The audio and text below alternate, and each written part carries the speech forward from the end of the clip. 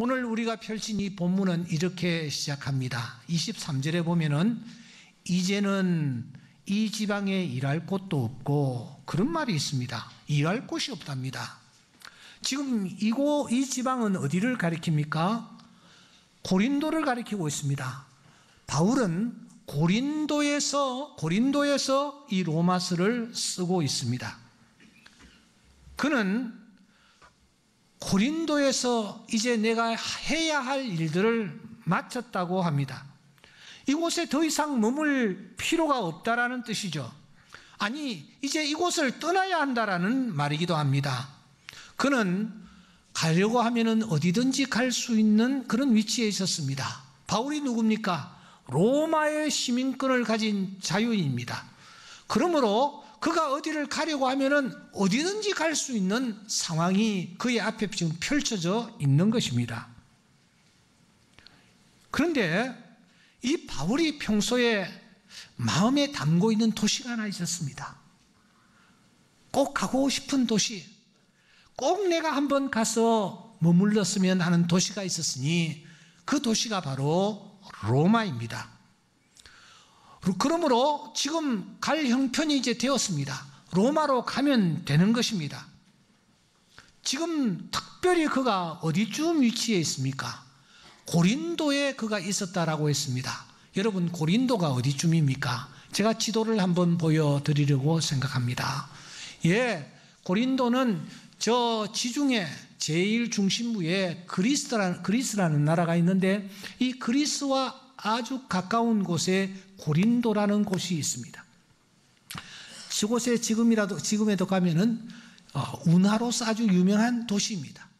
저 고린도에서 바울 사도가 로마에 가려는 소원을 가지고 있었는데, 로마에 가려는 소원을 가졌는데 이 바울이 로마에 가려고 하면은 길이 막히고, 로마에 가려고 계획을 세우면 길이 막히고, 여러 번 계획을 세웠으나 길이 막히는 것입니다. 로마가 어디입니까? 로마는 고린도에서 조금 오른편에 위치한 저 이탈리아라는 도시의 수도 아닙니까? 이탈리아는 마치 여인의 부추와 같이 생겼습니다. 부추와 같이 생겼는데 앞에 돌덩어리가 하나 있어서 지금 부추가 지금 넘어지는 그런 모양입니다. 아주 가깝습니다. 그는 어디서 출발했습니까? 저 동쪽에 저 예루살렘에서 출발했습니다. 예루살렘에서 출발해서 저 육지를 거쳐서 지금 고린도에 와 있는 것입니다. 이 고린도에서 로마로 가려고 여러 번 애를 썼으나 로마에 가는 길이 막혔습니다. 로마에 그가 가려고 하는 이유가 무엇입니까? 그러므로 나는 할 수 있는 대로 로마에 있는 너희에게도 복음 전하기를 원하노라. 하나님의 복음을 전하려는 순수한 마음을 가지고 하나님 나라 확장을 위하여 로마에 가려고 생각하는 것입니다.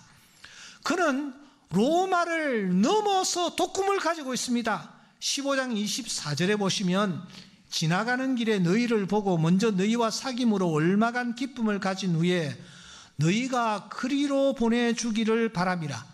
여기 그리는 어디냐 하면은 스바나입니다. 지금의 스페인입니다. 당시 스페인을 그들은 어떻게 생각했느냐? 문명권의 마지막 언저리, 변방, 다시 말하면 땅끝으로 생각했습니다. 그러니까 바울 사도는 예루살렘에서 출발하여 이 고린도까지 왔습니다. 고린도까지 왔으니 로마에 가겠다. 로마에 가서 복음을 전하고, 그리고 로마에서 다시 저 끝, 지금 보이지는 않습니다만 저 끝에 위치한 스페인까지 내가 나아가서 하나님의 복음을 전하겠다라는 꿈과 계획을 가지고 있었단 말입니다. 그런데 여러분, 계속하여 어떤 일이 일어납니까?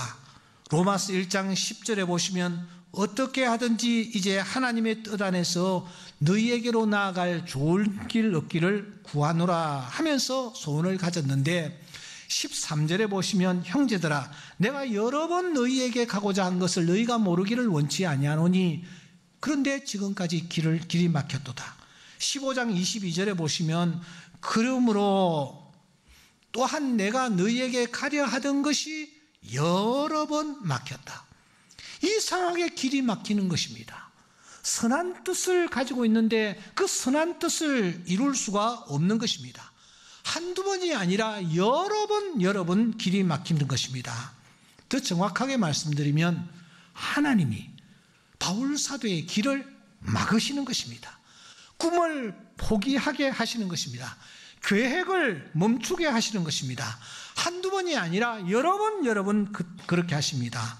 시도할 때마다 헛사로 돌아가게 하십니다. 그는 도무지 이런 하나님의 뜻을 이해할 수가 없었습니다. 왜 하나님께서 나의 선한 뜻을 막으시는가? 이루어지지 못하게 하시는가? 여러분, 인생의 길을 걸어갈 때에 우리도 이런 경험을 할 때가 참 많습니다. 분명히 선한 뜻을 내가 가지고 진행을 하는데 그 일이 이루어지지 않는 것입니다. 성사가 되지 않는 것입니다. 혹시 지금 이런 상황에 놓여 있는 분은 안 계십니까? 이것은 아무리 생각해 봐도 바른 뜻이고 선한 계획인데 왜 하나님께서 이 선한 계획을 이루어 주지 않으시는가? 왜 이 길로 걸어가지 않게 하시는가? 왜 막으시는가? 그런 일 때문에 힘들어하며 낙심하며 또 고민하고 계시는 분은 없습니까? 그런 분들이 계시다면 오늘 우리가 나누는 이 말씀 속으로 들어오셔야 합니다. 그리고 이 말씀 속에서 우리에게 주시는 하나님의 음성에 귀를 기울이셔야 합니다. 바울, 그도 인간입니다. 그러므로 정말 많이 실망했을 것입니다. 하나님의 영광을 위해서, 하나님 나라를 위해서 나아가려고 하는데 막으시는 이유를 알 수 없었기 때문입니다. 그래서 그는 실망하면서 편지라도 써서 보내야 되겠다 라고 쓴 책이 로마서가 아닙니까? 하지만 가슴 밑바닥 깊은 밑창에는 캐션 마크가 여전히 남아 있었습니다. 아니, 하나님에 대한 앙금이 남아 있었던 것입니다. 그래서 그가 로마서를 시작하면서 그리고 또 로마서를 마무리하면서 또 한 번 그는 그 부분을 언급하는 것입니다. 그러므로 또한 내가 너희에게 가려 하던 것이 여러 번이나 막혔다는 것입니다. 그런데 여러분, 이런 바울에게 큰 깨달음이 왔습니다. 왜 하나님께서 막으셨는지를 알려주셨다라는 것입니다. 하나님이 그에게 음성으로 들려주셨습니까? 아니요. 하나님이 눈에 펼쳐지는 환경을 통해서, 하나님이 그의 곁에 있는 사람들을 통해서 하나님이 당신의 뜻을 보여주십니다. 여러분, 오늘도 하나님은 하늘에서 음성으로 성서가하고 음성을 들려주시지 않습니다. 하나님은 당신의 뜻을 우리에게 들려주실 때에 내가 처한 환경을 통해서 당신의 뜻을 들려주시기도 하고 내 주변의 사람을 통해서 하나님의 음성을 들려주시며 하나님의 뜻을 들려주실 때가 많습니다. 바울과 같이 위대한 사람에게도 하나님이 나타나셔서 음성을 들려주신 것이 아닙니다. 그 눈앞에 펼쳐지는 환경과 사람을 통해서 하나님의 뜻을 하나님은 펼쳐 보이십니다. 그것이 무엇이었습니까? 여러분, 15장 25절은 굉장히 중요한 말씀입니다. 그러므로 우리 다 같이 한번 읽어보겠습니다. 시작. 그러나 이제는 내가 성도를 섬기는 일로 예루살렘에 가노니. 한 번 더 시작. 그러나 이제는 내가 성도를 섬기는 일로 예루살렘에 가노니. 제가 이 그러나라는 단어를 좀 두텁게 기록을 했습니다. 여기에 깊은 뜻이 있기 때문입니다. 이 그러라라는 이 접속사 속에는 이런 뜻이 있습니다. 내가 지금 로마에 갈 수 있다 이 말입니다. 로마에 지금 가려고 하면 내가 얼마든지 갈 수가 있다. 스바나도 갈 수가 있다. 지금 여기 딱히 이제 할 일도 없지 않는가? 여기서 내가 해야 할 일 다 끝났다. 그러므로 내가 여기에 더 머물 이유가 없다. 그런데 내 눈앞에 이런 일이 펼쳐지고 있다. 어떤 일이 펼쳐지고 있느냐? 내가 성도를 섬기는 일로 어디로 가야 될 일이 생겼다? 예루살렘에 가야 할 일이 생겼다 하는 것입니다. 무슨 말입니까? 내 꿈보다 내 계획보다 더 중요한 하나님의 뜻, 하나님의 계획을 발견했다라는 거예요. 하나님이 우선적으로 내가 무엇을 해야 될지를 보여주고 계시다라는 것입니다. 그것은 예루살렘에 있는 성도들을 섬기길 하나님이 원하신다라는 것입니다.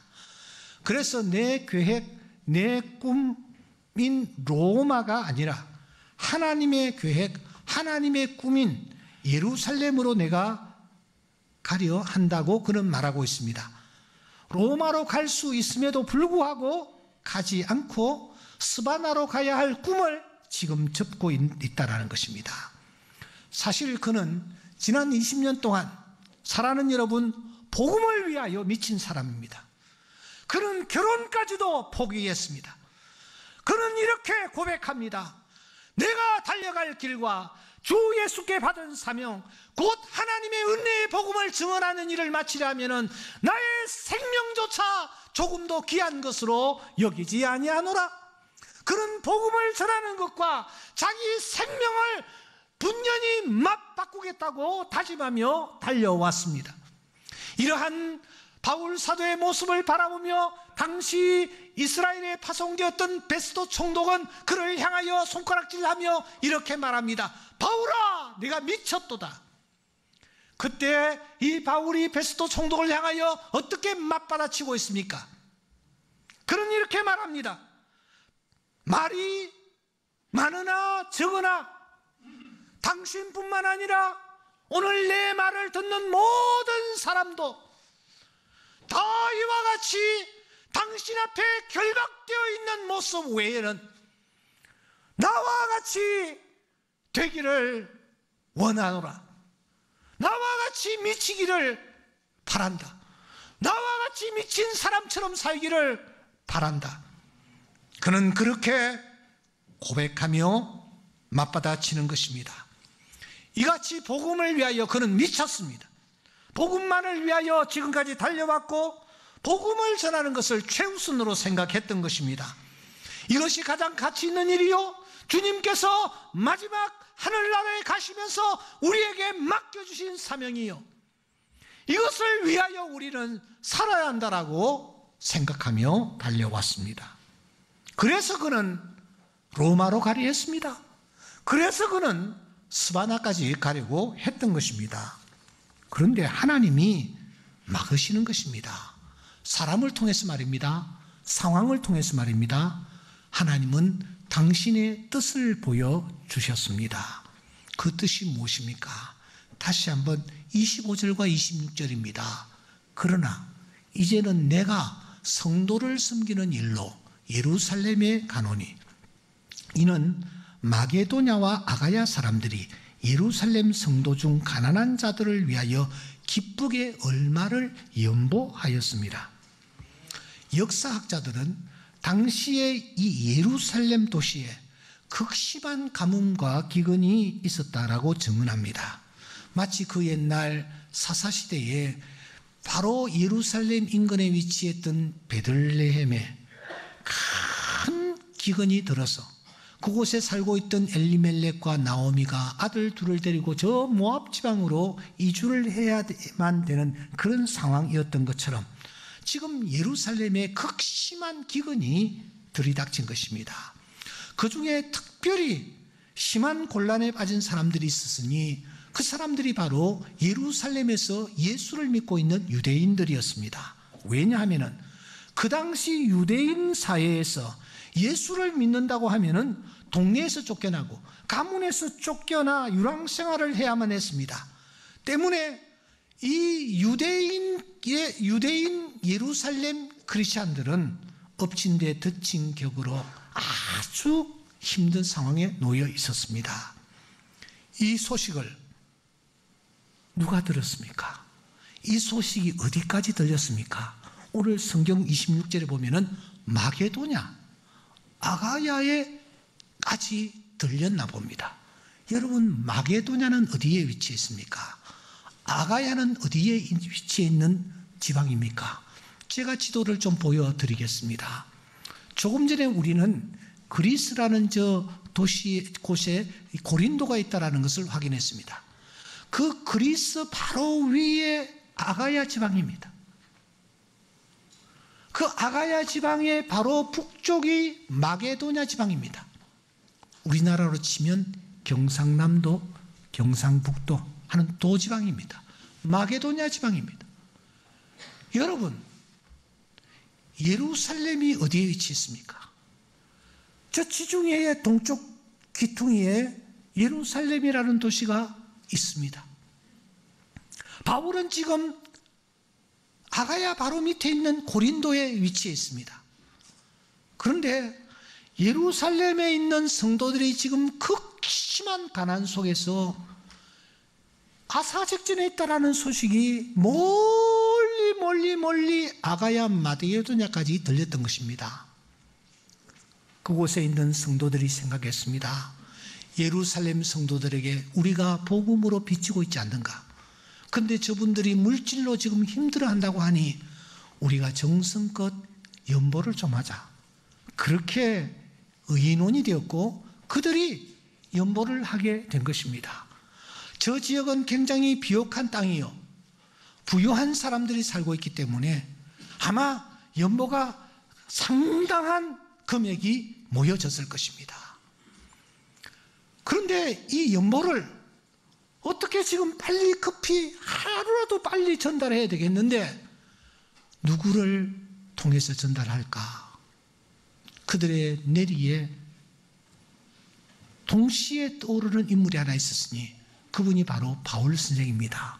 왜냐하면 바울로 말미암아 마게도냐 아가야에 교회가 생겼고 바울로 말미암아 그들이 예수를 알게 되었기 때문입니다. 그렇다. 우리 바울 선생에게 이 연보를 부탁해서 연보를 좀 전달해 달라고 부탁을 하자. 여러분, 이해가 되십니까? 바울은 연보 전달하는 그런 일보다는 복음 전하는 것을 생명처럼 생각하고 살았던 사람인데 하나님께서 이상하게 막으시고 하나님께서 이상하게 로마로 가는 길을 막으시는 것을 그가 이게 무슨 뜻일까를 생각하는 중에 연보를 좀 전달해 주십사라는 부탁을 받자, 아하, 하나님이 이것을 나에게 맡기시기 위하여 로마로 가는 길을 그렇게 막으셨구나. 내가 몇 번이나 가려고 했는데도 하나님이 이런 방법 저런 방법으로 막으셨구나. 하나님은 지금 복음 전하는 것보다 즉 가난으로 힘들어하는 예루살렘 성도들에게 음식을 전달해주고 연보를 전달해주는 이것을 하나님이 원하시는구나. 그래서 그는 말하는 것입니다. 내가 이제 예루살렘으로 가겠다. 그 이유는 연보를 전달하기 위해서다. 그는 그렇게 하며 그 일을 마무리하면서 15장 28절에 보시면 내가 이 일을 마치고 이 일을 연보 전달하는 일을 마치고 열매를 그들에게 확증한 후에 너희에게로 들렸다가 스바나로 가리라. 그렇게 말을 하면서 마무리를 하는 것입니다. 저는 이 말씀을 대하면서 오늘 이 말씀이 우리 한국 교회를 향하여 주시는 하나님의 음성이라는 것을 깨달았습니다. 한국 교회 성도들에게 지금 무엇을 요구하시는지를 깨달았단 말입니다. 우리는 지난날 복음 전하는 것을 대단히 중요하게 생각했고 이 일에 최선을 다했습니다. 지하철에 가도 예수 전당, 지하철역에 가면은 뭐 마이크를 잡고 예수 예수 예수 하는 이런 복음 전하는 소리들을 우리는 너무너무 많이 들었습니다. 그런데 지금 여러분, 누군가가 예수 전당하면은 세상 사람들이 어떻게 반응을 보입니까? 우리가 그들에게 전도지를 전달하면은 그 사람들이 전도지를 어떻게 대하며 받습니까? 오늘 우리가 해야 할 일이 무엇입니까? 예수 천당입니까? 예, 그것도 중요합니다. 그러나 오늘 우리는 우리 곁에 정말 힘들어하는 사람들에게